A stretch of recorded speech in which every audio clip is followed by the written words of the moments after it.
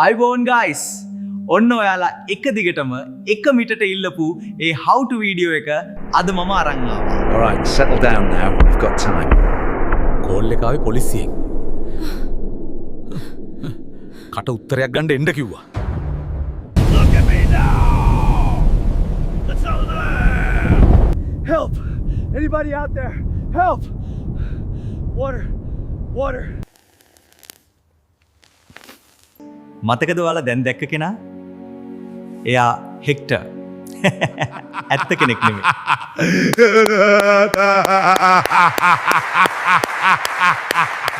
එයාව නිර්මාණය කළේ සිංහල AI සොසයිටි එක. අපි YouTube එකේ දකින හුඟක් AI ඇවටාස්ලා පේන්නේ නිකන් රොබෝලා වගේ නේද? ඒත් කොහොමද හෙක්ටර් චරිතවලට පණ කවන විදිහ?